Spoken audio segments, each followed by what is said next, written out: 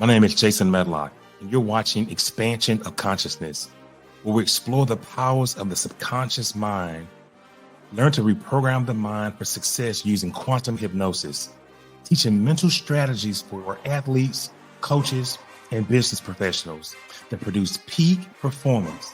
Also using meditation and mindfulness to build more focus. Let's get to it right now.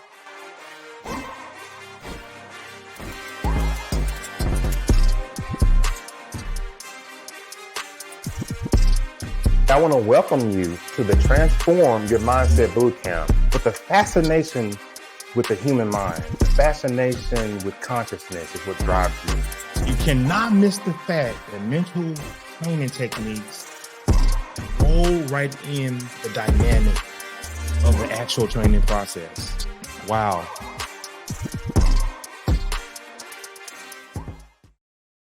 Good afternoon. I'm Jason Medlock, and you're back on the Mental Game Plan.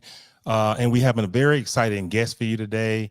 But a little bit about, the mission and what we're trying to do with understanding different types of techniques that can help us as athletes, as coaches, as executives to reach this peak performance, to reach this level of bliss in breath work, meditation, different types of disciplines that can help you along this journey. It is my job to find that out for you and to share with you.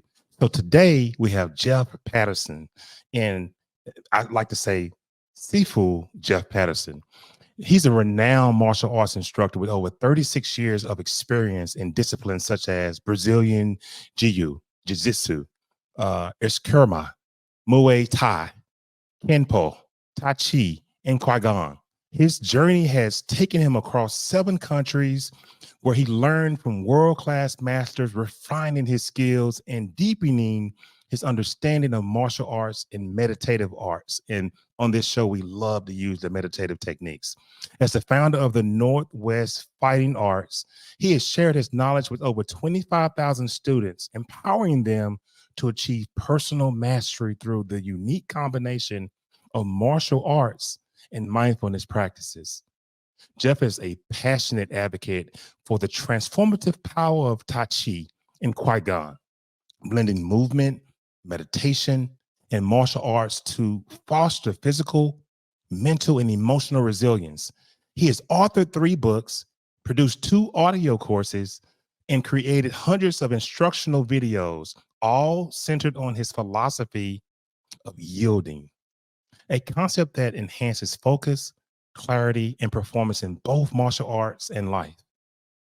A U.S. Marine Corps veteran, Jeff holds 2 bachelor degrees in business from Portland State University and continues to inspire individuals to live a more mindful life, a more empowered life. Without any further ado, I'm going to go ahead and bring on Sifu Jeff Patterson. Hi, Jeff. How you doing today? Hey, I'm doing good. How are you? Awesome. And I'm glad that you are here with us on the Mental Game Plan. Just going through your website, reading about you, I was very inspired, and I was just so excited to get you on the show. And I want to give you a moment to just talk about your journey of how you got here. Before we just start to get into the questions, your passion for this sport and for mindfulness and meditation. How did you get here? Yeah, so I got introduced to the meditative arts in a bit of a roundabout way, really. I wasn't interested in practicing meditation or have any real desire to at all. I was about 19 years old, and I used to train at a boxing gym just a few blocks down the street here from my academy. And at a boxing gym, if you're not familiar with how they work, it's not like your traditional fitness style class where you go in and there's a teacher and everybody kind of follows along with the teacher. In a boxing gym, there might be 4 or 5 coaches running around, and each one of those coaches might have a handful of fighters that they're working with. Well, at this one gym that I was at, there was a coach there who had created national and world champion level fighters. I really wanted to get to spend some time with him. And so I would always show up at the gym when I knew he was going to be there and kind of follow him around a little bit. I'd work hard and try to show him that I was disciplined. And after about 3 or 4 months of doing this, he finally started giving me some tips and teaching me a few things. And it was only about maybe 2 or 3 weeks from getting to work with him when he said something to me that changed my life forever. In that he said, if you really want to be a good boxer, you should start doing meditation and Tai Chi. Now, here I am, this 19-year-old kid thinking, isn't Tai Chi for like old people in the park? How's that going to help me be a better fighter? And I had a lot of respect for him, and I took on the practice, and it's changed my life in so many ways. And through the years, I've been running this academy now for 30 years. I've had over 26,000 students come through the academy, and I've literally heard hundreds of stories of how the meditative arts has positively influenced people's lives. And that's one of the things that's made me so passionate about the practice, and my inspiration for my last couple books, and why I created my online program, and just trying to get that message out there and let people benefit from these practices. Awesome. And I love meditation. I'm a transcendental meditator. I practice mindfulness. I'm a quantum healing hypnotist. So to hear you speak in these terms when it comes to using these modalities within a martial arts, it's a wonderful thing. But I want to talk to you about the concept of yielding, and how does that differentiate from your practice from the other martial arts or the mindfulness methods that you use? Well, the yielding is used in the meditative and the martial arts. And here at the academy, we have 4 different programs. We have our Brazilian Jiu-Jitsu program, our striking program, which is boxing and Muay Thai, our Eskrima program, which is more of the Filipino-based martial arts, and then lastly, our meditation program, which is a combination of things from Tai Chi and Qigong, from sitting meditation practices, standing meditation from each one, and various different forms of breath work. Well, with that, the meditative arts is something that uses the idea of yielding not only on the physical side of things, but also on the mental and emotional side of things. And so with the martial arts, we've been using the concept of yielding physically for generations. And in my most recent book, The Yielding Warrior, I break down the idea of yielding into 3 categories. We have the physical yielding, the mental yielding, and the emotional yielding. Physical yielding is the idea that I push you, you push me, whoever's the bigger, stronger person with the most leverage eventually is going to push the other person over. But with yielding, instead of us seeing who the bigger meathead is, when you push me, I get out of the way of that force. And now I can respond with less effort. So I'm not trying to butt heads with you and see if I'm bigger and stronger than you. Now, in athletics, it's obvious how this is beneficial, because you're not always the biggest, strongest guy out there. And so you've got to learn how to deal with this force and be strategic on how you approach these things. Now, in order to be good at physical yielding, a lot of things have to come into play. You need to be well rooted. The lower part of your body needs to be strong and flexible so you can change your central equilibrium without getting tight. The body has to be relaxed. The mind has to be calm. The breath has to be even. And this is really years and years of training to get to a high level of this. However, from day one, by incorporating meditation into your life, you start to develop a higher sense of awareness inside yourself. And now, because you're more in tune with these things that are going on inside yourself, you also start recognizing these things in other people. And this is where it starts to become pretty interesting, because now not only are you adjusting and seeing these imbalances and knowing how to change inside yourself, but when you see them in other people, it allows you to be strategic to help guide the outcome. And now we're kind of moving into what I call mental yielding. So say, for example, I say something to you and it unsettles you, and I pick up on that first sign of imbalance, it's a lot easier to adjust the conversation and keep us in a happy place than if I'm not paying attention to that. And pretty soon I'm so far off track, you want to slap me upside the head. And so learning how to use yielding in all of our interactions is extremely powerful. One, you're just being more considerate, which is something we should all do anyways. And two, it allows you to be strategic and guide conversations to a positive outcome with the least amount of resistance. And this is beneficial in relationships, in business, and sales, and negotiations. I mean, there's so many different ways that we can apply this strategy. And then lastly, we have emotional yielding. And emotional yielding is very much like mental yielding, but it's with your own interpersonal conflicts. So when you think about, oftentimes when something happens to us, we respond and we go down this path. And we might get an hour, a day, a week down that road and realize maybe that wasn't the best choice. But with yielding and adapting a meditation practice into our life, we have that more sense of being present and aware when these things happen, which allows us to kind of sit back and analyze the situation and make a more educated choice going forward, which a lot of times saves us a lot of heartache on the other side. And, you know, I've been explaining these three pillars of yielding now for years. I've been running this academy for 30 years now. And one of the most common things I hear people say is that, that makes a lot of sense. You know, I use yielding all the time. And while I would agree, I think everybody uses some degree of yielding all the time. It's kind of like if you or I were to walk into a crime scene with a detective who's been on the job for 30 years, I guarantee you he would see things about the series of events and the timeline that I know at least I would have no clue of. And the meditative arts helps us see things inside of ourselves and inside other people that most people will go through life and never have any clue of. Wow. And speaking of the academy, I know that you have a lot of young, energetic kids in there, but that's okay. We just want our audience to know that they're down there working really hard.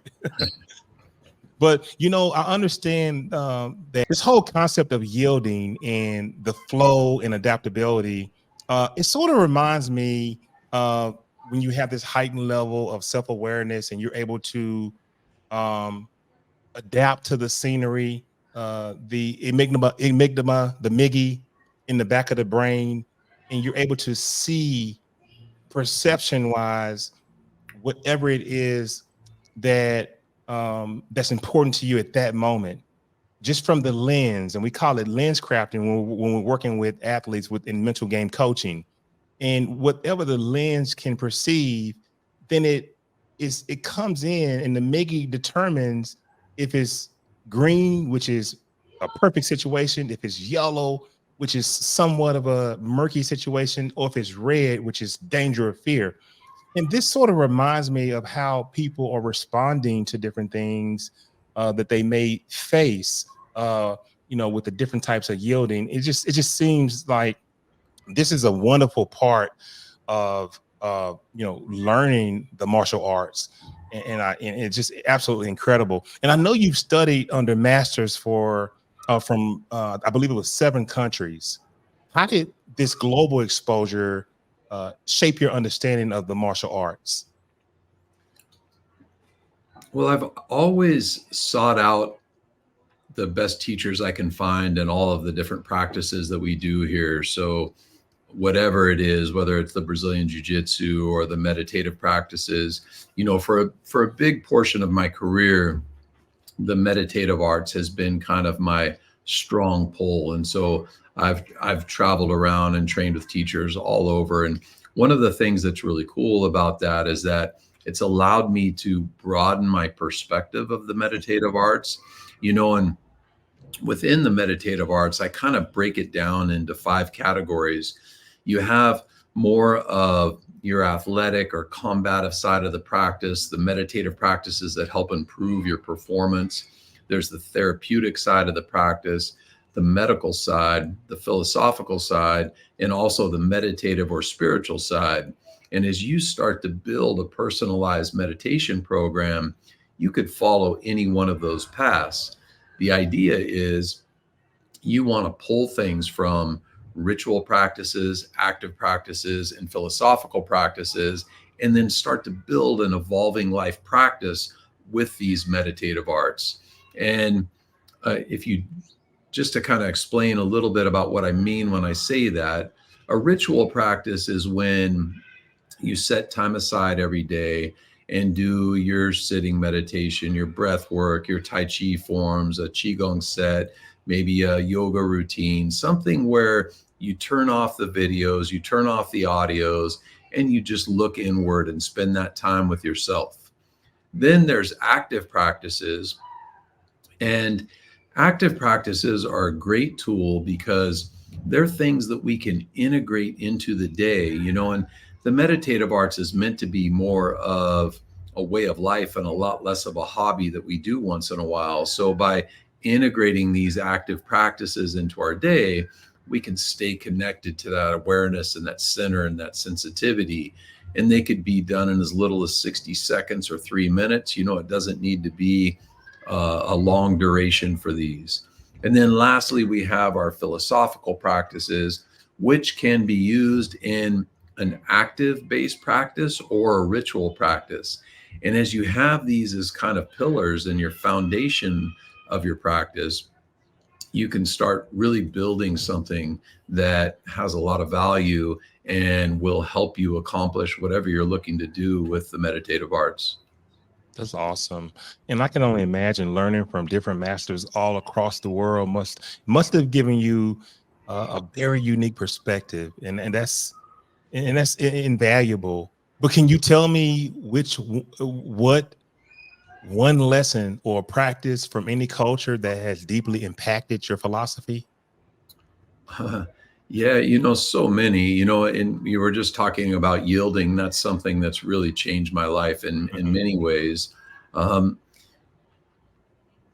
I think when it comes to the meditative arts, something that distracts a lot of people and maybe even kind of turns people off on the practice is they get this idea that with meditation, when you're practicing, that you have to be in this blissful place and nothing bothers you. And if you can't quiet your mind, you're not successful. I've had so many students come through the academy that say, I can't meditate because I can't quiet my mind. And I don't know how so many people got on this idea, but meditation, I've been traveling around the world many times, training with a lot of amazing meditation practitioners, and I have never once met anybody that doesn't get distracted. It's part of life. It's who we are. We're human. And the great thing about the meditative arts is that when we practice, and say you're doing a sitting practice or a movement practice, it doesn't matter. But if you're doing your ritual practice for 20 minutes and you get distracted, you use your posture, your breath, the movement to help bring yourself back to focus. Now, if you do that and you get distracted 50 times during that 20 minutes, now you just got 50 repetitions of being distracted and coming back to focus.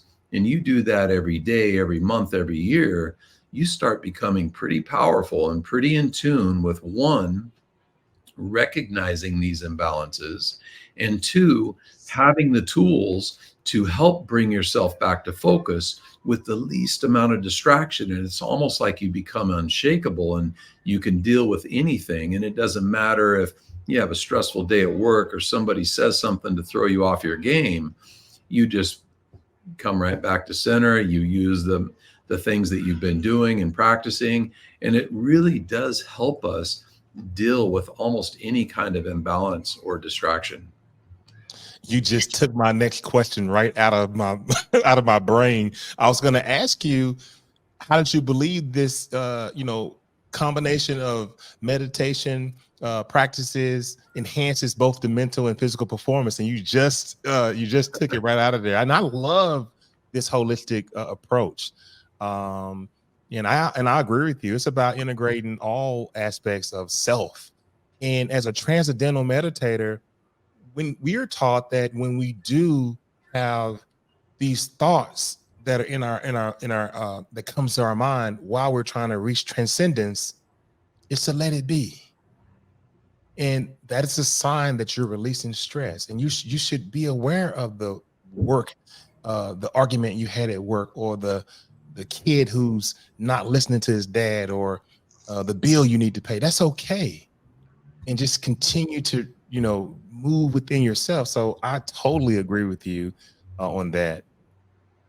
That is so awesome. So can you tell me what role mindfulness plays in martial arts, particularly Tai Chi and Qui-Gon? I think with any of the meditative arts, mindfulness is part of the way of life. The meditative arts is meant to be a way of life and something that we integrate in everything we do. And mindfulness comes with that, and by expanding our awareness and building on what I call the 5 regulations, which are foundational pillars, it helps to improve our overall mindfulness and awareness in everything we do. And these 5 regulations are regulating the body, regulating the breath, regulating the mind, regulating the energy, and regulating the spirit. And briefly, I'll kind of tell you what I mean when I say that. So regulating the body is usually the first stage in any meditation practice. And what I mean by that is, think about a time, maybe you're sitting down at your computer, you've been there 3 or 4 hours and your shoulders are rounded forward and you're feeling drained on energy. Maybe your neck's getting sore. And then think about another time when the most important person in your world walks in the room and your body perks up and you feel like you're on top of the world. Well, you are in control of this 2 different extremes all day, every day. And when we can excuse me, when we can learn how to control our physical and skeletal alignment and our muscular tension in our body, we're able to adjust our physical, mental, and emotional energy drastically just by knowing how to do this one thing. The second regulation is regulating the breath. And regulating the breath is a lifelong practice and a very deep topic. Oftentimes, Qigong is referred to as the science of the breath because there's literally hundreds of different breathing strategies. And so we kind of broadly categorize them into yin methods and yang methods. Yin methods are often deeper, more holistic style of meditations. And what I mean by a yin breath is, if you ever listen to somebody sleep, their natural breathing pattern is a longer inhale and a shorter exhale. And this is the body's natural way of bringing your conscious mind into your subconscious mind, which is where we are when we're sleeping and dreaming.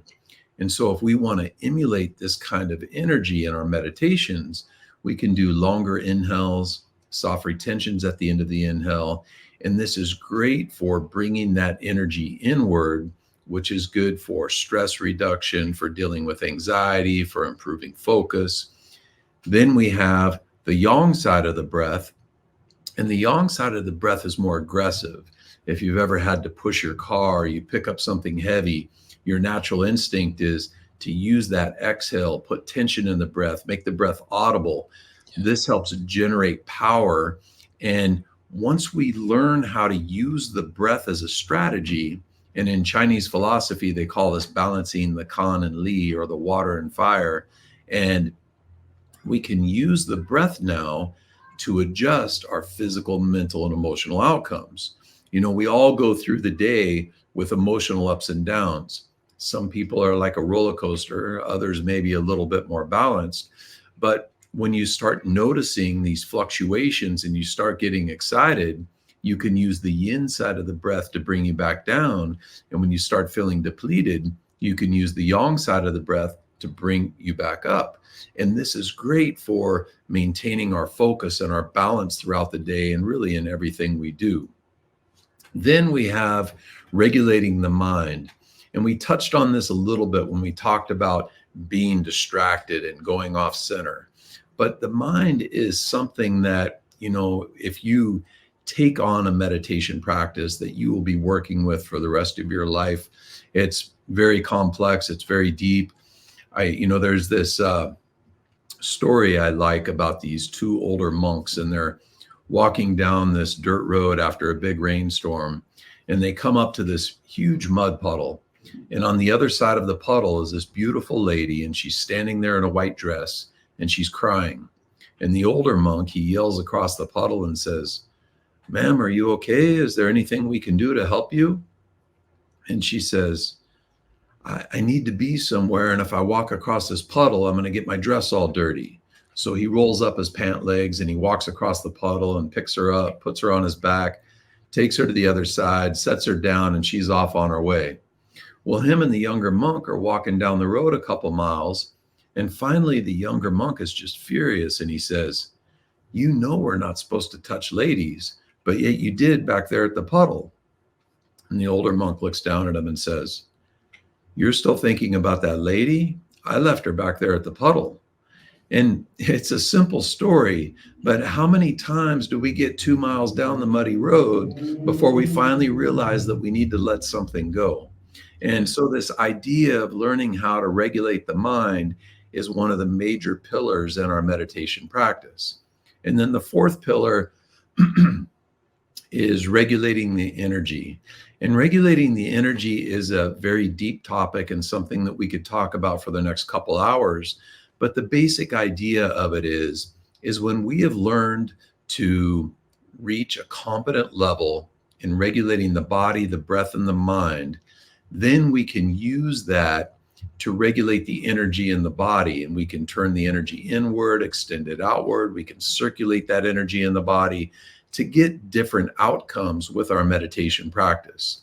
And then the last and final regulation is regulating the spirit. Regulating the spirit is a very profound idea, and it's something that monks and meditation practitioners will spend their entire life working towards. And it's that idea of reaching that stage of enlightenment. Now, I've been practicing for 36 years. I've trained with some amazing meditation practitioners from all over the world. I've never once met anybody that I would say is enlightened. I don't know if that's even possible in today's society. However, that's kind of like the idea of those basic 5 pillars of any meditation practice. And when we cultivate those, now the meditation starts to become a way of life, and we can just reap so many benefits from this style of practice. Have you ever met someone who's had an enlightening experience? Oh, yes. Okay. I have had many of those. Okay. I've met a lot of my students that have had amazing experiences, and I've had a lot of teachers that have, but that's not really what I would associate with being an enlightened being. They're kind of two different things. Right. And I can remember my first teacher I had, my first teacher I had, she taught me how to do meditative past life regression therapy. And now I use hypnosis to do this past life regression therapy. But when I tried it with her and she taught me how to do it, wow, my consciousness moved to another place, and I was witnessing, just a lot of things. We'll keep it with martial arts and sports training and meditation, but I'm just saying, meditation is very, very powerful, and I'm so glad that, we're able to share this. You're able to share this with the audience. But Jeff, you work with over 25,000 students at your academy. What are the most common transformations you see in your students? I've seen so many through the years.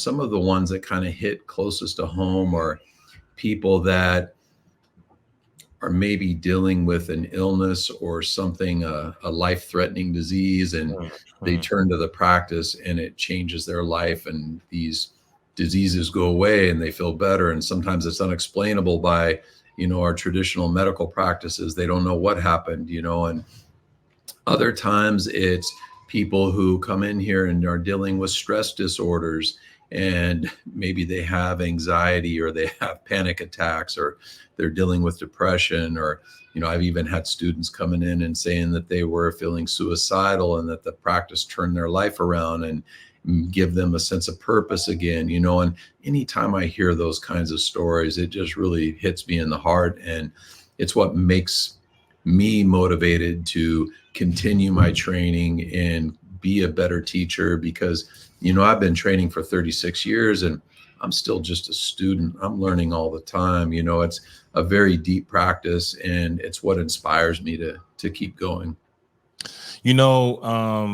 I'm just wondering, what advice would you give to someone who's just starting their journey, and let's just say Tai Chi or Qigong or meditation?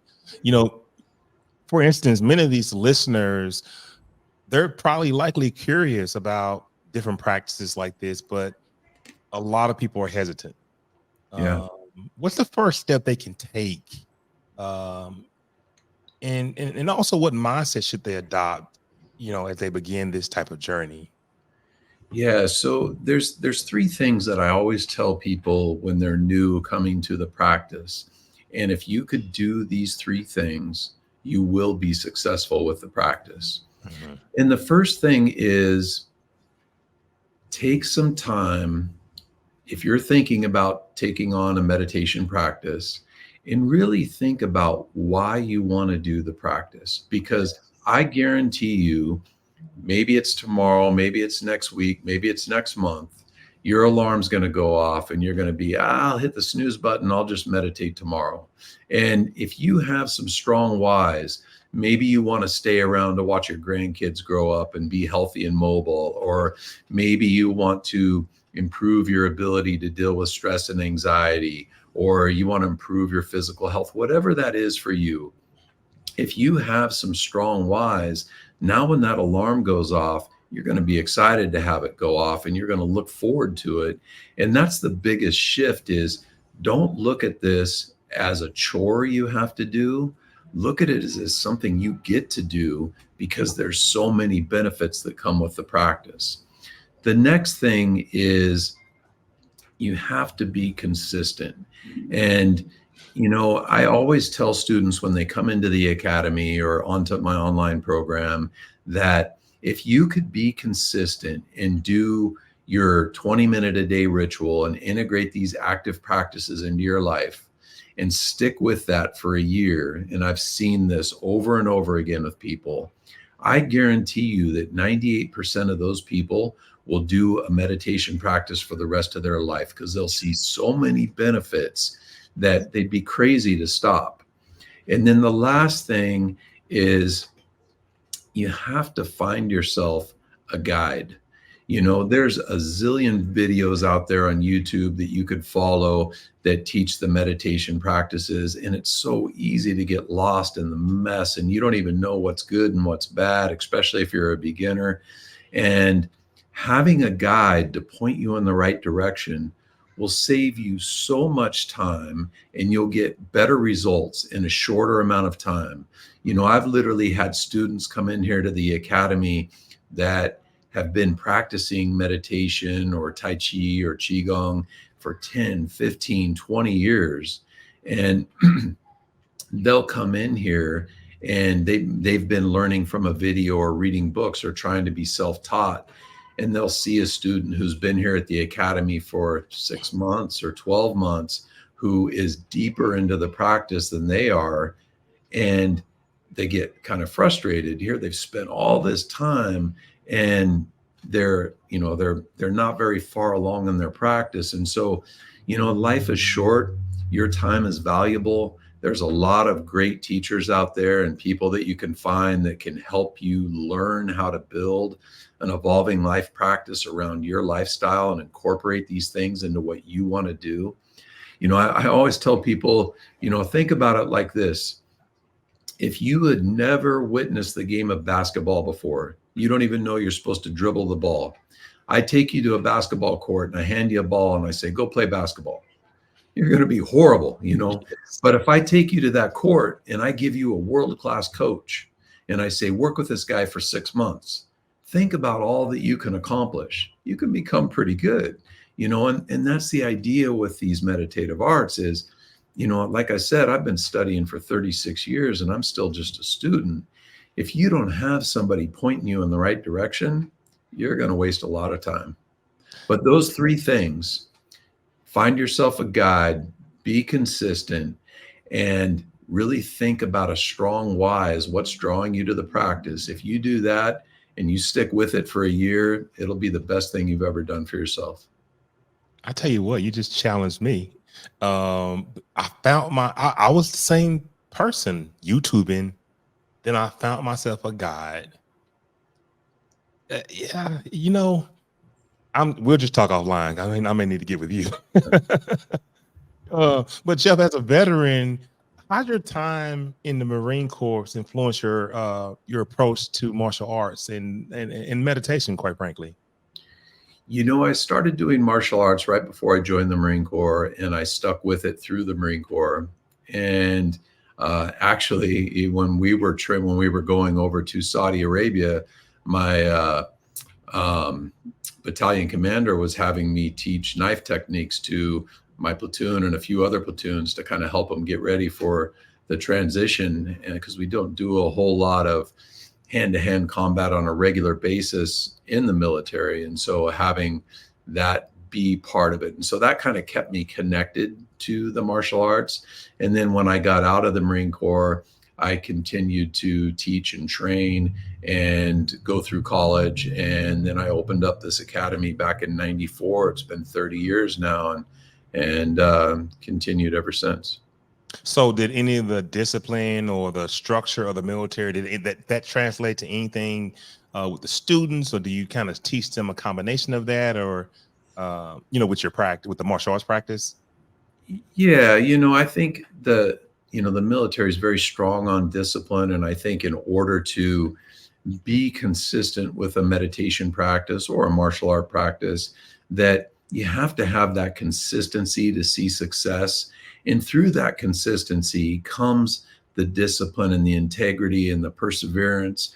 And the great thing is when you're doing this on a regular basis and being consistent, you start getting these qualities about who you are and who you're becoming from this meditation practice.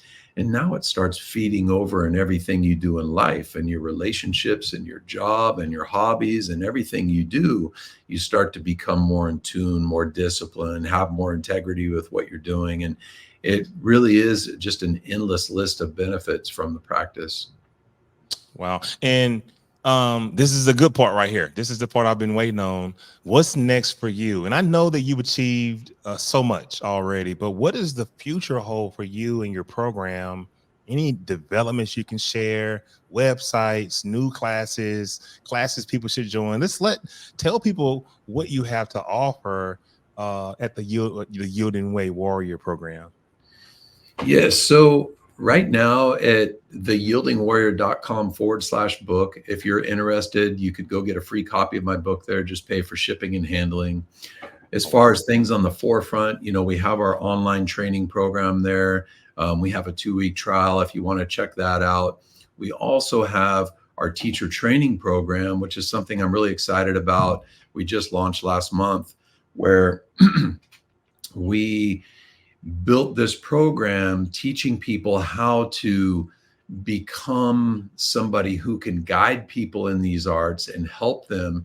And it's great for somebody who owns a martial arts academy or a yoga studio or a life coach, somebody who's in front of people that wants to add another pillar to their business and create something to where they can help more people. And the great thing about this, and what makes me really excited about it, is now through doing this, we can touch a lot more people and get the message out there. I strongly believe that if everybody out there would meditate for 20 minutes, the world would be such a better place. And yes, I'm just doing what I can to try to make that happen. And, and then something I also have on the burner, I'm working on my next book, and I've always got something in the mix.